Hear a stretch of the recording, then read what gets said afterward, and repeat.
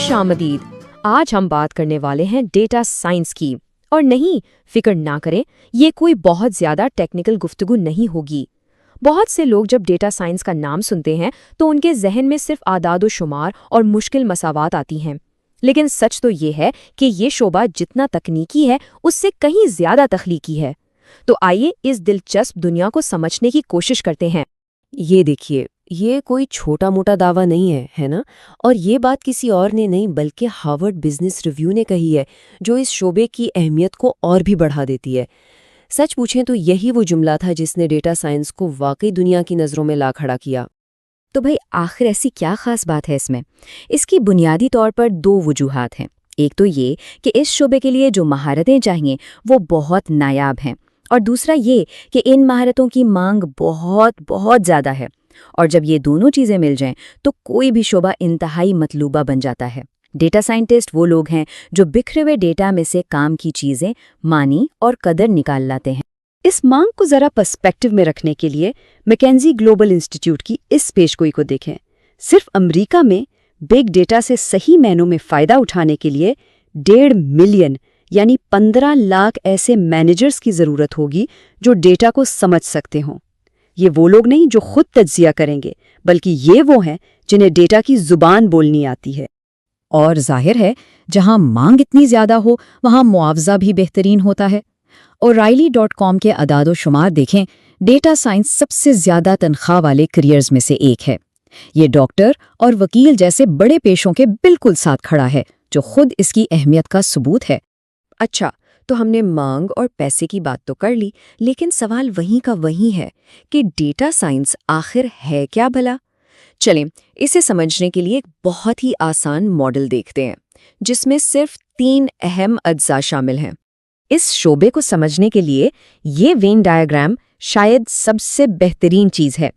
इसे Drew Conway ने बनाया था और ये बहुत साफ साफ दिखाता है कि डेटा साइंस असल में 3 अलग अलग शोबों के मिलाप से बनती है। पहला जुज़्व है हैकिंग स्किल्स। अब इसका मतलब कोई गलत काम करना नहीं, बल्कि इसका मतलब है कोडिंग यानी कंप्यूटर प्रोग्रामिंग, खास तौर पर पाइथन, आर और एसक्यूएल जैसी ज़बानें। ये महारतें इसलिए ज़रूरी हैं क्योंकि डेटा कभी भी साफ सुथरी हालत में नहीं मिलता। इसे जमा करना, साफ करना और तज्जिए के लिए तैयार करना पड़ता है। दूसरा और बहुत अहम जुज़्व है रियाजी और शुमारियात का इल्म। समझें कि यही वो बुनियाद है जो पूरे तज्जिए को मजबूत बनाती है। इसी इल्म की वजह से ये पता चलता है कि कौन सा तरीका इस्तेमाल करना है, और अगर नताइज वैसे नहीं आ रहे जैसे आने चाहिए तो मसला कहाँ है। और तीसरा और शायद सबसे अहम जुज़ है डोमेन एक्सपर्टीज, यानी जिस शोबे के लिए काम कर रहे हैं उसकी गहरी समझ। देखिए, डेटा साइंस का मकसद हकीकी दुनिया के मसाइल हल करना है। अगर यही नहीं पता कि कारोबार या सेहत का शोबा काम कैसे करता है तो सारे तज्जिए और मॉडल बेमानी हैं। अच्छा, यहाँ एक बहुत आम गलतफहमी को दूर करना ज़रूरी है। कोडिंग का मतलब है कंप्यूटर को सिर्फ हिदायत देना, लेकिन डेटा साइंस इससे आगे की चीज़ है। ये कोडिंग के साथ शुमारियात का इस्तेमाल करती है ताकि डेटा की गैर यकीनी सूरत हाल के बावजूद उससे दुरुस्त नताइज निकाले जा सकें। ये शुमारियात ही वो खुफिया जुज़्व है जो इसे आम प्रोग्रामिंग से अलग करता है। तो अब जबकि हम ये जान गए हैं कि डेटा साइंस क्या है, चले अब ये देखते हैं कि ये कैसे की जाती है। एक आम डेटा साइंस प्रोजेक्ट किन मराहिल से गुजरता है, ये जानना भी बहुत दिलचस्प है। ये पूरा सफ़र ना 4 बड़े मरहलों में बटा होता है। हर प्रोजेक्ट शुरू होता है मनसूबाबंदी से, जहां मकासद तय किए जाते हैं। उसके बाद आता है डेटा की तैयारी का मरहला, जिसमें अक्सर सबसे ज़्यादा वक्त लगता है, यानी डेटा को इकट्ठा करना, साफ करना और इसे समझना। तीसरा मरहला है मॉडलिंग, जहां असल जादू होता है, यानी शुमारियाती मॉडल बनाए और परखे जाते हैं। और आखिर में आता है फॉलोअप, जिसमें नताइज को पेश किया जाता है और मॉडल को असल दुनिया में इस्तेमाल के लिए दिया जाता है। डेटा साइंस की दुनिया में एक बहुत दिलचस्प तस्वुर पाया जाता है जिसे यूनिकॉर्न कहते हैं। चलें देखते हैं ये क्या अफसाना है और हकीकत इससे कितनी अलग है। यूनिकॉर्न यानी एक ऐसा अफसानवी डेटा साइंटिस्ट जिसे कोडिंग भी बेहतरीन आती हो, शुमारियात पर भी पूरी गिरफ्त हो और अपने शोबे का भी माहिर हो, गर्ज हर फन मौला हो। लेकिन सच तो ये है कि ऐसा शख्स मिलना तकरीबन नामुमकिन है, क्योंकि ये सारी महारतें एक ही इंसान में जमा होना बहुत ही नायाब है। तो फिर हकीकत क्या है? حقیقت بہت سادہ ہے کہ ڈیٹا سائنس ایک ٹیم کا کھیل ہے. یہ ایک اشتراکی عمل ہے. ایک کامیاب پروجیکٹ کے لیے آپ کو مختلف مہارتوں والے لوگ چاہیے جو مل کر کام کریں. اور یہیں سے اجتماعی یونیکارن کا تصور آتا ہے. یعنی ایک بہترین ٹیم میں انجینئرز ہوتے ہیں جو ٹیکنالوجی سنبھالتے ہیں، محققین ہوتے ہیں جنہیں شعبے کا گہرا علم ہوتا ہے، تجزیہ کار روزمرہ کے کام دیکھتے ہیں، اور کاروباری رہنما ہوتے ہیں جو صحیح سوالات اٹھاتے ہیں. جب یہ سب مل جاتے ہیں تو وہ مل کر وہ یونیکارن بن جاتے ہیں. اچھا، اب تک ہم نے بات کی مہارتوں کی، عمل کی، لیکن ایک بہت اہم پہلو ابھی باقی ہے. ڈیٹا کے ساتھ کام کرنا صرف ٹیکنالوجی کا کھیل نہیں، اس کے ساتھ ایک بہت بڑی ذمہ داری بھی آتی ہے. تو چلیں اب گفتگو کو تکنیکی مہارتوں سے اخلاقی فرائض کی طرف لے کر چلتے ہیں. جب آپ کے پاس ڈیٹا کی طاقت آتی ہے تو ساتھ میں گہری اخلاقی ذمہ داریاں بھی آتی ہیں، جیسے کہ لوگوں کی رازداری کا خیال رکھنا اور ان کی شناخت کو گمنام رکھنا. ایک اور بہت بڑا چیلنج ہے تعصب سے بچنا. اگر ہمارے ڈیٹا میں ہی تعصب ہے تو ہمارے بنائے گئے ماڈل بھی غیر منصفانہ فیصلے کریں گے. اس لیے ڈیٹا کی ملکیت، اس کی سیکیورٹی، ان تمام پہلوؤں پر گہری نظر رکھنا بہت ضروری ہے. ایک بہت مشہور ماہر شماریات جارج باکس نے ایک بڑی زبردست بات کہی تھی کہ تمام ماڈل غلط ہیں لیکن کچھ مفید ہوتے ہیں. یہ قول ہمیں عاجزی سکھاتا ہے. کوئی بھی ماڈل حقیقت کی 100% درست عکاسی نہیں کر سکتا، وہ صرف ایک آسان شکل ہوتی ہے. اس لیے ہمارا مقصد مطلق سچائی تلاش کرنا نہیں بلکہ عملی طور پر مفید حل نکالنا ہونا چاہیے. اور آخر میں ہم اس سب سے اہم سوال پر آتے ہیں جو ہر ڈیٹا سائنٹسٹ کی بنیادی ذمہ داری کو واضح کرتا ہے. بات صرف یہ نہیں ہے کہ ڈیٹا سے کیا کچھ کیا جا سکتا ہے، بلکہ اصل سوال یہ ہے کہ اس سے کیا کچھ کیا جانا چاہیے. ڈیٹا کا استعمال کس مقصد کے لیے ہونا چاہیے، یہی وہ سوال ہے جو ہمیں ہمیشہ اپنے سامنے رکھنا چاہیے. تو آج ہم ایک ایسے موضوع پر بات کرنے والے ہیں جس کا آج کل ہر جگہ شور ہے، ڈیٹا سائنس. جی. جب بھی یہ دو الفاظ ڈیٹا اور سائنس ساتھ آتے ہیں تو ذہن میں اکثر آپ کو پتہ ہے خشک قسم کے گراف، پیچیدہ فارمولے، کوڈنگ کی لائنیں. بالکل کوڈنگ کی لائنیں. ایسا لگتا ہے کہ یہ کوئی بہت ہی تکنیکی اور شاید بورنگ کام ہوگا. لیکن ہمارے پاس جو مواد ہے وہ ایک بالکل مختلف تصویر دکھاتا ہے. وہ بتاتا ہے کہ یہ صرف تکنیک نہیں بلکہ ایک تخلیقی فن بھی ہے. میں اس بات سے کچھ حد تک اتفاق کرتی ہوں. دیکھیں، تخلیقی صلاحیت بہت ضروری ہے، لیکن ہمیں تکنیک کی اہمیت کو کم نہیں سمجھنا چاہیے. یہ ایک ایسا فن ہے جس کی بنیاد ٹھوس سائنس پر ہے. اچھا. آپ مصور تو ہیں، لیکن آپ کو برش اور رنگوں کا استعمال آنا چاہیے. تو آج کی اس گفتگو کا مقصد یہی ہے کہ ہم ان بز ورڈ سے آگے بڑھ کر سمجھیں کہ یہ شعبہ دراصل ہے کیا، اس کی اتنی زیادہ مانگ کیوں ہے، اور اس میں کامیابی کے لیے کیا کچھ چاہیے ہوتا ہے. بالکل. یہ صرف ڈیٹا سے کھیلنے کا نام نہیں بلکہ اس میں چھپی ہوئی کہانیاں اور حکمت تلاش کرنے کا ہنر ہے. چلیں پھر اسی سے شروع کرتے ہیں. ہارورڈ بزنس ریویو کا ایک بہت مشہور مضمون ہے جس نے ڈیٹا سائنس کو 21ویں صدی کی سب سے پرکشش ملازمت قرار دیا تھا. Sexiest job of the 21st century. جی. اب یہ سیکسی یا پرکشش کا لفظ سن کر پہلا خیال تو یہی آتا ہے کہ شاید تنخواہ بہت اچھی ہوگی، اور وہ تو ہے جس پر ہم بعد میں بات کریں گے. لیکن کیا صرف یہی وجہ ہے؟ نہیں، صرف یہ وجہ بالکل نہیں ہے. یہ پرکشش کا لفظ یہاں بہت دلچسپ ہے. یہ اس لیے ہے کہ ایک ڈیٹا سائنٹسٹ آج کے دور کا آپ سمجھیں جاسوس یا کھوجی ہے. کمپنیاں ڈیٹا کے ایک ایسے سمندر میں ڈوب رہی ہیں جو ہر سیکنڈ بڑا ہوتا جا رہا ہے، اور اس میں سے زیادہ تر ڈیٹا بے ترتیب اور بے معنی شور کی طرح ہے. شور؟ جی. ڈیٹا سائنٹسٹ کا کام اس شور میں سے ایک ایسی کہانی، ایک ایسا پیٹرن نکالنا ہے جو لاکھوں بلکہ کروڑوں ڈالر کا فائدہ یا نقصان کروا سکتا ہے. یہ طاقت، یہ اثر اس کام کو پرکشش بناتا ہے. یعنی یہ صرف نمبروں کا کھیل نہیں بلکہ چھپے ہوئے رازوں کو سامنے لانے جیسا ہے. اور آپ نے غیر منظم ڈیٹا کی بات کی، اس کا کیا مطلب ہے؟ کیا یہ وہ ڈیٹا نہیں جو ہم عام طور پر اسپریڈ شیٹ میں دیکھتے ہیں؟ بالکل نہیں. غیر منظم ڈیٹا کا مطلب ہے وہ تمام معلومات جو کسی صاف ستھرے ٹیبل یا اسپریڈ شیٹ میں نہیں ہوتی، جیسے سوشل میڈیا. ہاں، سوشل میڈیا کی پوسٹس، ای میلز، یوٹیوب کے کامنٹس، کسٹمر ریویوز، تصاویر، یہاں تک کہ آڈیو ریکارڈنگز بھی. یہ ایک ایسی لائبریری کی طرح ہے جہاں ساری کتابیں فرش پر بکھری پڑی ہیں، اچھا، اور ڈیٹا سائنٹسٹ کا کام انہیں ترتیب دے کر، ان کے درمیان تعلق جوڑ کر ان میں سے مطلب نکالنا ہے، اور یہی وجہ ہے کہ ان کی مانگ اتنی زیادہ ہے۔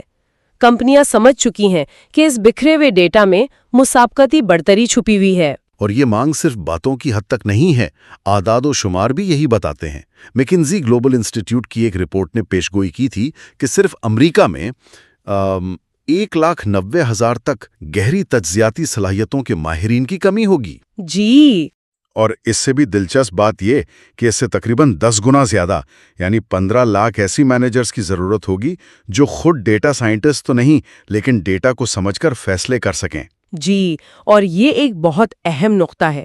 اس کا مطلب ہے کہ ہمیں صرف ماہرین نہیں چاہیے بلکہ عمومی علم رکھنے والے لوگ بھی چاہیے جو ڈیٹا کی زبان سمجھ سکیں۔ صحیح۔ اور جب مانگ اتنی زیادہ ہو تو ظاہر ہے تنخواہ بھی متاثر ہوتی ہے۔ اور Riley.com کے سروے کے مطابق امریکہ میں ایک ڈیٹا سائنٹسٹ کی اوسط تنخواہ تقریباً $1,44,000 سالانہ ہے۔ یہ تو بہت زیادہ ہے۔ جی، یہ کئی شعبوں میں ڈاکٹروں اور وکلا کے برابر یا اس سے بھی زیادہ ہے۔ تو ہاں، پیسہ ایک بڑا محرک ہے، لیکن اصل کشش اس اثر میں ہے جو یہ لوگ ڈال سکتے ہیں۔ اچھا، تو یہ تو واضح ہو گیا کہ یہ شعبہ اہم کیوں ہے، لیکن ایک ڈیٹا سائنٹسٹ بننے کے لیے چاہیے کیا؟ ہمارے ذرائع میں ڈریو کانوے کے ایک مشہور وین ڈائیگرام کا ذکر ہے۔ جی، یہ ایک بہترین ماڈل ہے۔ یہ اس شعبے کے اجزاء کو سمجھنے میں کافی مدد کرتا ہے نا؟ بالکل۔ تصور کریں کہ 3 دائرے ہیں جو ایک دوسرے کو کاٹ رہے ہیں۔ پہلا دائرہ ہے کوڈنگ یا ہیکنگ سکلز۔ ٹھیک ہے۔ دوسرا دائرہ ہے ریاضی اور شماریات کا علم، اور تیسرا دائرہ جو اکثر لوگ بھول جاتے ہیں وہ ہے ڈومین کی مہارت۔ ڈومین کی مہارت یعنی کسی خاص شعبے کا علم؟ ہاں، کسی خاص شعبے جیسے کاروبار، صحت، کھیل یا سیاست کا گہرا عملی علم۔ ڈریو کانوے کے مطابق جہاں یہ تینوں دائرے آپس میں ملتے ہیں وہ جگہ ہی اصل میں ڈیٹا سائنس ہے۔ اور یہ تینوں اپنی اپنی جگہ بہت اہم ہیں۔ مطلب کوڈنگ کے بغیر آپ ڈیٹا اکٹھا کیسے کریں گے، خاص طور پر جب وہ ویب سائٹس یا مختلف سسٹم سے نکالنا ہو؟ بالکل، اور یہ آر اور پائتھن جیسی زبانیں سمجھیں کہ ڈیٹا سائنٹسٹ کے سوئس آرمی نائف کی طرح ہیں۔ ان سے آپ ڈیٹا کو کہیں سے بھی اٹھا سکتی ہیں، اسے صاف کر سکتی ہیں، اس کا تجزیہ کر سکتی ہیں اور اس پر مختلف ماڈل آزما سکتی ہیں، سب ایک ہی جگہ پر۔ اور ریاضی اور شماریات؟ اور وہ آپ کو بتاتی ہیں کہ کون سا ٹول استعمال کرنا ہے، آپ کے نتائج کتنے قابل بھروسہ ہیں، اور کہیں آپ خود کو ہی تو دھوکہ نہیں دے رہے۔ اور یہ تیسرا دائرہ یعنی ڈومین کی مہارت شاید سب سے اہم ہے، کیونکہ اس کے بغیر آپ ایک بہترین تکنیکی حل تو بنا سکتے ہیں جو حقیقی دنیا میں کسی کام کا نہ ہو۔ ہاں، جیسے ایک ایسی دوا بنا دینا جو بہت مؤثر ہو لیکن اتنی مہنگی کہ کوئی خرید ہی نہ سکے۔ آپ کو اس شعبے کے عملی مسائل اور حدود کا علم ہونا چاہیے۔ آپ نے بالکل صحیح پکڑا، اور اس ڈائیگرام میں سب سے دلچسپ چیز وہ جگہیں ہیں جہاں صرف 2 دائرے ملتے ہیں۔ اچھا، مثال کے طور پر اگر آپ کے پاس کوڈنگ اور ریاضی کی مہارت ہے لیکن ڈومین کا علم نہیں تو آپ مشین لرننگ کے شعبے میں ہیں۔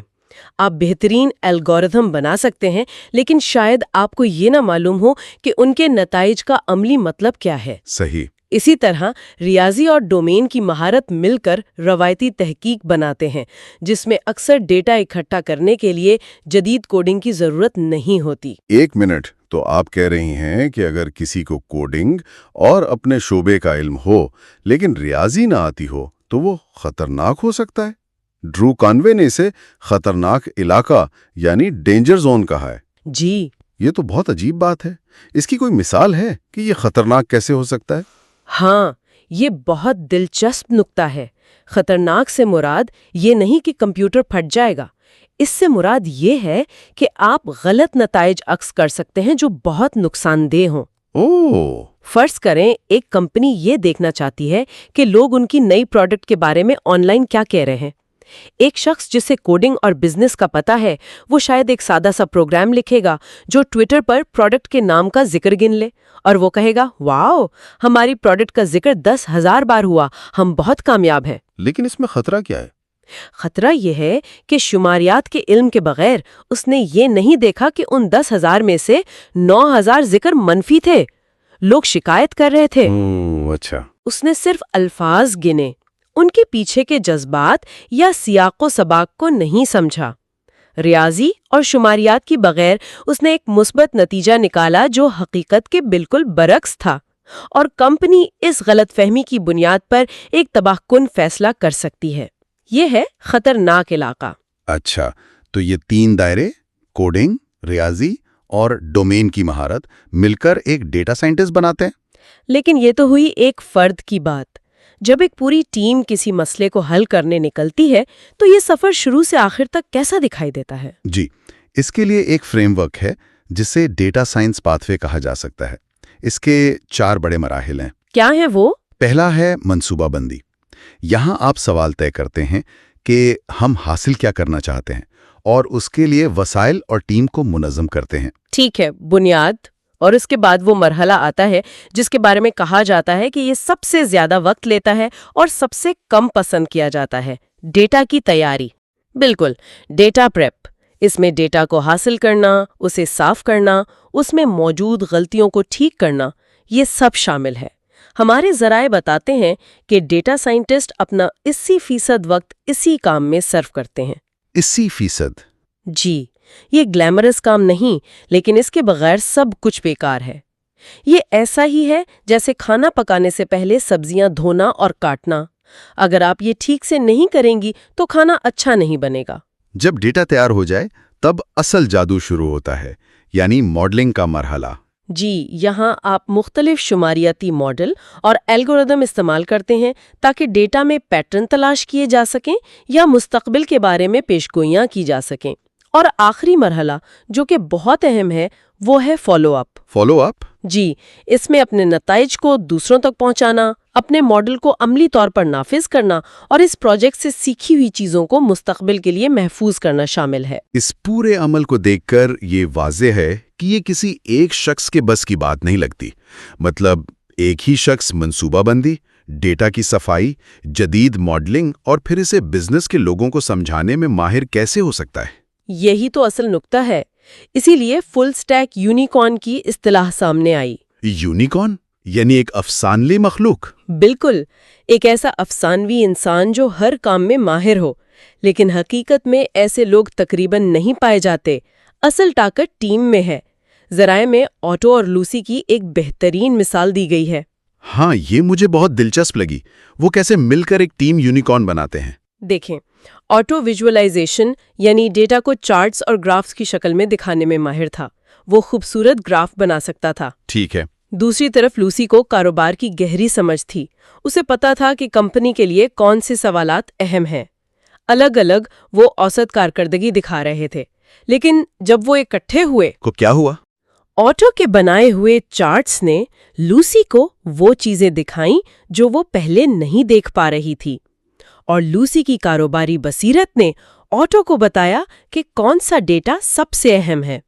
انہوں نے مل کر وہ کام کیا جو اکیلے ان کے لیے ناممکن تھا۔ یہی ایک ٹیم یونیکارن کی طاقت ہے۔ اس کا مطلب ہے کہ تکنیکی مہارتیں کافی نہیں ہیں۔ اگر آٹو اپنے شاندار چارٹس بنا کر صرف اپنے کمپیوٹر میں رکھتا تو اس کا کوئی فائدہ نہ ہوتا۔ اسے اپنے نتائج یعنی بزنس کو سمجھانے پڑے۔ آپ نے بالکل صحیح نتیجہ اخذ کیا۔ یہ ہمیں ہمارے اگلے اہم نقطے پر لاتا ہے، موازنات اور کہانی سنانا۔ Story telling? جی، ایک بہت سادہ لیکن طاقتور فارمولا ہے۔ تجزیہ ضرب کہانی برابر ہے قدر۔ Analysis into story equals value. بالکل، آپ کا تجزیہ کتنا ہی شاندار کیوں نہ ہو، اگر آپ اسے ایک مؤثر کہانی کی شکل میں پیش نہیں کر سکتی تو آپ کی کہانی کی قدر صفر ہے، اور صفر سے جو بھی ضرب کھائے نتیجہ صفر ہی ہوتا ہے۔ یعنی ایک ڈیٹا سائنٹسٹ کو آدھا سائنسدان اور آدھا کہانی گو ہونا چاہیے۔ اسے اپنے نتائج کو اس طرح پیش کرنا ہوتا ہے کہ وہ لوگ بھی سمجھ سکے جنہیں تکنیکی تفصیلات سے کوئی غرض نہیں۔ بالکل، اور یہ صرف پریزنٹیشن دینے کا نام نہیں ہے۔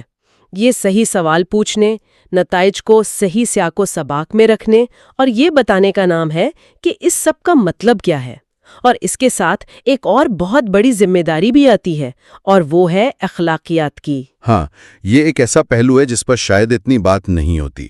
کوئی نقصان نہ پہنچائے کا اصول یہاں کیسے لاگو ہوتا ہے؟ یہ بہت اہم ہے۔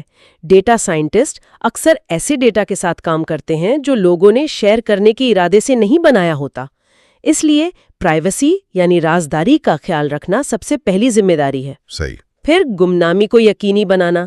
یہ سوچنا آسان ہے کہ اگر آپ نام اور پتے جیسی چیزیں ہٹا دیں تو ڈیٹا گمنام ہو جاتا ہے، لیکن ذرائع بتاتے ہیں کہ چند ڈیٹا پوائنٹس کو ملا کر بھی کسی شخص کی شناخت کرنا ممکن ہو سکتا ہے۔ تو یہ ایک بہت بڑی ذمہ داری ہے۔ آپ کے پاس بہت زیادہ طاقت ہے، لیکن اس کے ساتھ غلطی کا امکان بھی بہت زیادہ ہے۔ جی، اس کے علاوہ ڈیٹا سیکیورٹی، کاپی رائٹ جیسے مسائل بھی ہیں، اور پھر کچھ ایسے مسائل ہیں جو زیادہ لطیف ہیں، جیسے الگوریدم میں تعصب کا امکان۔ بائس؟ جی، اگر آپ کا ڈیٹا کسی خاص طبقے کی نمائندگی نہیں کرتا تو آپ کا ماڈل بھی اسی تعصب کو مزید پکا کر دے گا۔ اور ایک اور مسئلہ ہے، حد سے زیادہ خود اعتمادی۔ ماڈل اکثر احتمالات بتاتے ہیں، یقین نہیں۔ ان احتمالات کو حقیقت سمجھ لینا بہت بڑی غلطی ہو سکتی ہے۔ تو آج کی اس تفصیلی گفتگو کو اگر سمیٹا جائے تو ہم کہہ سکتے ہیں کہ ڈیٹا سائنس صرف کوڈنگ اور ریاضی کا نام نہیں ہے، یہ ایک کثیر الشعبہ اور تخلیقی میدان ہے جس کی مانگ بہت زیادہ ہے۔ جی، اور اس کی وجہ وہ قدر ہے جو یہ بے ترتیب ڈیٹا میں سے نکال سکتا ہے۔ اور اس میں کامیابی کے لیے تکنیکی مہارتوں کے ساتھ ساتھ ڈومین کا علم، ٹیم ورک اور اپنے نتائج کو ایک کہانی کی شکل میں پیش کرنے کا ہنر بھی اتنا ہی ضروری ہے۔ یہ ایک منظم عمل ہے جو ٹھوس منصوبہ بندی سے شروع ہوتا ہے اور گہری اخلاقی ذمہ داری پر ختم ہوتا ہے۔ بالکل، یہ صرف جواب تلاش کرنے کے بارے میں نہیں بلکہ صحیح سوال پوچھنے کے بارے میں بھی ہے۔ اور آخر میں ایک سوچنے کی بات چھوڑے جاتے ہیں۔ ہمارے ذرائع میں ایک بہت اہم نقطہ اٹھایا گیا ہے کہ الگوریدم اتنے ہی غیر جانبدار ہوتے ہیں جتنا کہ انہیں دیا گیا ڈیٹا۔ جیسے جیسے یہ نظام ہماری زندگیوں میں فیصلے کرنے میں زیادہ خود مختار ہوتے جائیں گے، سب سے اہم سوال ٹیکنالوجی کا نہیں بلکہ ہمارا اپنا ہوگا۔ ہم یہ کیسے یقینی بنائیں گے کہ ہمارے اپنے انسانی تعصبات جانے انجانے میں ان خودکار نظاموں کا حصہ بن کر بڑے پیمانے پر پھیل نہ جائیں؟ دی ڈیبیٹ میں خوش آمدید۔ آج ہم ڈیٹا سائنس کی روح پر بات کر رہے ہیں۔ جب ہم اس مواد کا تجزیہ کرتے ہیں تو ایک بہت بنیادی سوال ابھرتا ہے، کیا ڈیٹا سائنس اپنی اصل میں ایک تخلیقی شعبہ ہے جس کا مقصد کہانیوں اور بصیرت کو جنم دینا ہے، یا یہ بنیادی طور پر ایک تکنیکی شعبہ ہے جس کی بنیاد ٹھوس کوڈنگ، ریاضی اور اعداد و شمار پر رکھی گئی ہے؟ اور یہ صرف کوئی علمی بحث نہیں ہے، اس سوال کا جواب یہ طے کرتا ہے کہ کمپنیاں کیسی ٹیمیں بناتی ہیں، وہ کن لوگوں کو ملازمت دیتی ہیں اور وہ ڈیٹا سے کیا توقعات وابستہ کرتی ہیں۔ میرا موقف یہ ہے کہ ڈیٹا سائنس کا اصل جوہر اس کی تخلیقی صلاحیت اور بصیرت پیدا کرنے کی طاقت میں ہے۔ اور میں سمجھتا ہوں کہ یہ ساری تخلیقی صلاحیت یہ ایک ناقابل فراموش تکنیکی بنیاد پر کھڑی ہے۔ اس کے بغیر ڈیٹا سائنس محض رائے اور اندازوں کا کھیل بن کر رہ جاتی ہے۔ میری نظر میں ڈیٹا سائنس کی بنیاد اس کی ٹیکنیکی اور مقداری سختی ہے۔ دیکھیں، میرا ماننا ہے کہ ڈیٹا سائنس ٹیکنیکی ہونے سے کہیں زیادہ ایک تخلیقی شعبہ ہے۔ اس کا حتمی مقصد کوڈ چلانا یا ریاضی کے فارمولے لگانا نہیں، بلکہ ڈیٹا سے بصیرت یعنی انسائٹ حاصل کرنا ہے۔ مواد میں ایک بہت طاقتور فارمولا دیا گیا ہے، تجزیہ ضرب کہانی برابر ہے قدر۔ اس کا مطلب بالکل صاف ہے، اگر آپ کے تجزیے کے ساتھ کوئی کہانی نہیں جڑی جو کہ ایک خالصتاً تخلیقی عمل ہے، تو آپ کا سارا ٹیکنیکی کام بیکار ہے۔ یہاں تک کہ مواد میں دیا گیا مشہور وین ڈائیگرام بھی میری بات کو تقویت دیتا ہے۔ اس میں 3 دائرے ہیں: کوڈنگ، ریاضی اور ڈومین کی مہارت۔ مواد اس ڈائیگرام کے ایک حصے کو خطرناک علاقہ کہتا ہے۔ یہ وہ جگہ ہے جہاں کوڈنگ اور ڈومین کی مہارت تو ہے لیکن ریاضی کی گہری سمجھ نہیں۔ لیکن دلچسپ بات یہ ہے کہ مواد کے مطابق اس خطرناک علاقے میں بھی لفظ شماری اور نقشہ سازی جیسی قیمتی چیزیں تخلیق ہوتی ہیں۔ اس سے کیا ثابت ہوتا ہے؟ یہی کہ اوزار یعنی ٹیکنیکل سکلز صرف تخلیقی مقصد تک پہنچنے کا ایک ذریعہ ہیں۔ اچھا، آپ نے وین ڈائیگرام کی بات کی اور میں اسی کو اپنی دلیل کی بنیاد بناؤں گا۔ دیکھیں، اس ڈائیگرام کے 3 میں سے 2 دائرے کوڈنگ، ہیکنگ اور ریاضی اعداد و شمار، یہ خالصتاً ٹیکنیکل ہیں۔ ڈومین کی مہارت تو صرف وہ میدان فراہم کرتی ہے جہاں یہ تکنیکی اوزار استعمال ہوں گے۔ ڈیٹا سائنس کی بنیادی تعریف ہی مواد کے مطابق کیا ہے؟ اطلاعی ترتیبات میں کوڈنگ، ریاضی اور اعداد و شمار کا استعمال۔ اس تعریف میں تخلیقی صلاحیت کا تو مطلب ذکر تک نہیں ہے۔ پھر مواد ان تکنیکی مہارتوں کی ایک لمبی فہرست دیتا ہے جو ضروری ہیں: آر، پائتھن، SQL، بیش اور ریگیکس۔ اور یہ صرف زبانوں کے نام نہیں ہے، اس کا مطلب ہے پائتھن کی لائبریریز جیسے پانڈاس کے ذریعے ڈیٹا کو صاف کرنا، اس کی شکل بدلنا، یا سائیکٹ لرن کے ذریعے مشین لرننگ ماڈلز بنانا۔ یہ ایک پورا ٹیکنیکل نظام ہے۔ سیکھ یہ ایک سخت مرحلہ وار تکنیکی عمل ہے، کوئی آزادانہ تخلیقی کوشش نہیں۔ میں تکنیکی عمل کی اہمیت سے انکار نہیں کر رہی، لیکن میں یہ کہہ رہی ہوں کہ یہ بصیرت کے تخلیقی مقصد کے تابع ہے۔ مواد میں ایک بہترین مثال دی گئی ہے کہ آپ کیمسٹری کی گہری سمجھ کے بغیر بھی ایک بہترین باورچی ہو سکتے ہیں۔ مقصد ایک مزیدار کھانا یعنی بصیرت تیار کرنا ہے، نہ کہ کیمیائی رد عمل یعنی ماڈل کو سمجھنا۔ برکلی یونیورسٹی میں داخلے والی مثال کو ہی لے لیں۔ اگر آپ صرف تکنیکی نظر سے دیکھیں تو اعداد و شمار یہ دکھا رہے تھے کہ یونیورسٹی خواتین کے خلاف تعصب برت رہی ہے۔ ایک تکنیکی ماہر شاید وہیں رک جاتا، لیکن اصل قدر اس تضاد کی تخلیقی تشریح کرنے میں تھی، یہ سمجھنے میں تھی کہ اصل کہانی کیا ہے۔ یہ بصیرت ہی تھی جس نے ایک سادہ شماریاتی تضاد کو ایک قابل عمل مسئلے میں تبدیل کیا اور ایک گہری سچائی کو سامنے لایا۔ یہ ایک دلچسپ نقطہ ہے، لیکن میں اس باورچی والی مثال کو ایک مختلف انداز میں دیکھتا ہوں۔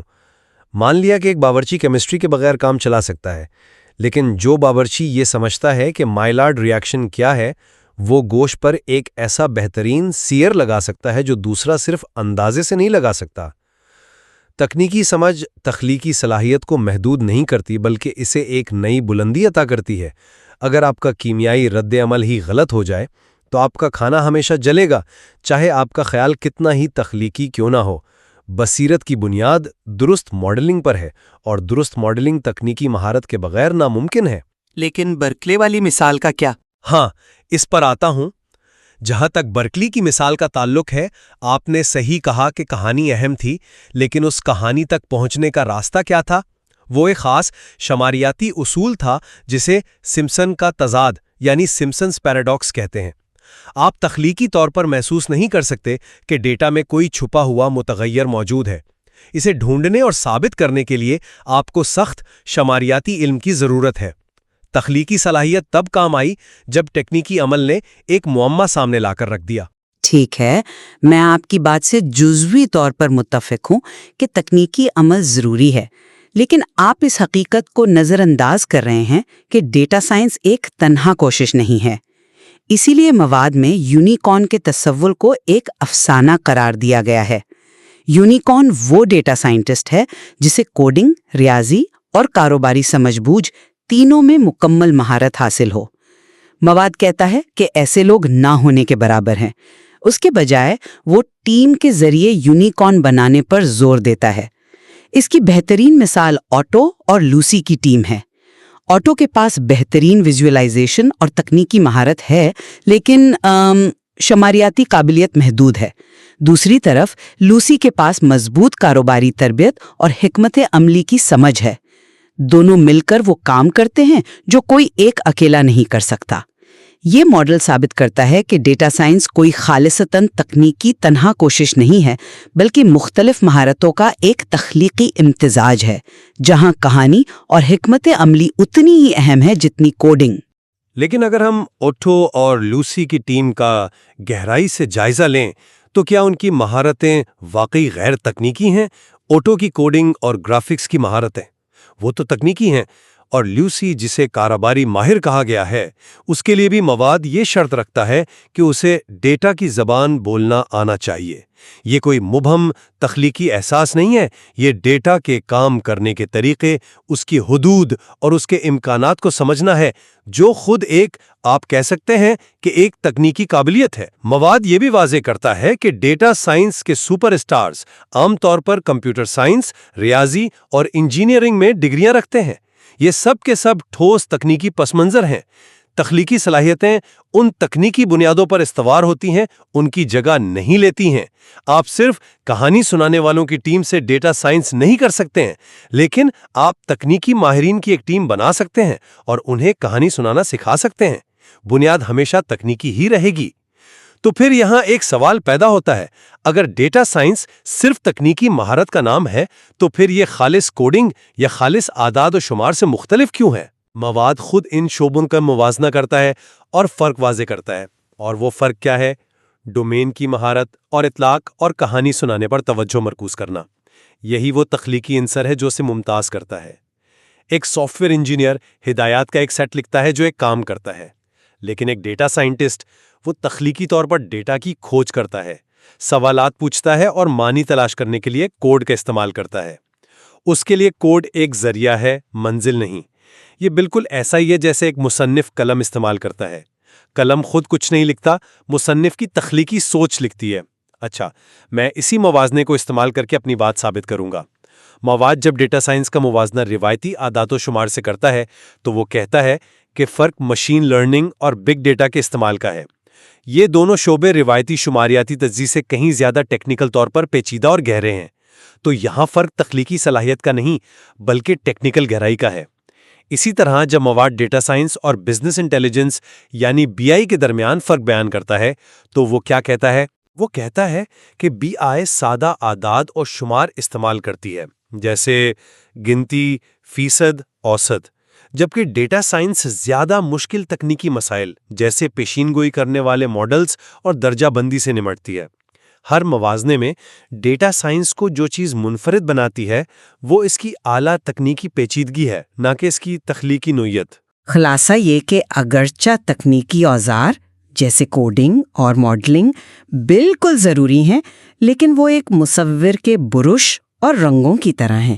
کوئی بھی برش پکڑنا سیکھ سکتا ہے، لیکن اصل فن، اصل قدر ان اوزاروں کا تخلیقی استعمال کر کے بصیرت کی ایک تصویر بنانا ہے، ڈیٹا سے ایک مجبور کن کہانیاں اخذ کرنا اور ایسی قابل عمل تفہیم فراہم کرنا جو کاروبار کو آگے بڑھائے۔ یہی ڈیٹا سائنس کا اصل مقصد ہے۔ مواد کا مواصلات، بیانیہ اور ڈومین کی مہارت پر بار بار زور دینا اس کے تخلیقی دل کو ثابت کرتا ہے۔ اور میرا موقف یہ ہے کہ تخلیقی صلاحیت حتمی پرت ہو سکتی ہے، وہ سونے کا ورق ہو سکتا ہے جو آپ کسی چیز پر چڑھاتے ہیں، لیکن پوری ساخت ایک ٹھوس، غیر گفت و شنید ٹیکنیکی بنیاد پر کھڑی ہے۔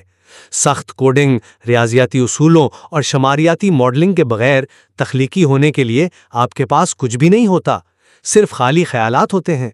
مواد میں دی گئی تعریفیں، مطلوبہ مہارتیں اور بنیادی عمل سب ایک ایسے شعبے کی طرف اشارہ کرتے ہیں جو اپنی اصل میں تکنیکی، مقداری اور سائنسی ہے۔ تو شاید بحث یہ نہیں ہے کہ کون سا پہلو زیادہ اہم ہے یا کون سا پہلے آتا ہے۔ ایسا لگتا ہے کہ دونوں ایک دوسرے کے لیے لازم و ملزوم ہیں۔ بالکل، شاید اصل سوال یہ نہیں کہ ڈیٹا سائنس تخلیقی ہے یا تکنیکی، بلکہ یہ کہ ایک کامیاب ڈیٹا سائنٹسٹ ان دونوں کرداروں کو کب اور کیسے اپناتا ہے۔ کبھی وہ ایک انجینئر کی طرح ٹھوس بنیاد بناتا ہے اور کبھی ایک کہانی گو کی طرح اس بنیاد پر ایک معنی خیز عمارت کھڑی کرتا ہے۔ اور شاید اصل مہارت اسی کردار کو ضرورت کے مطابق تبدیل کرنے کی صلاحیت میں ہے۔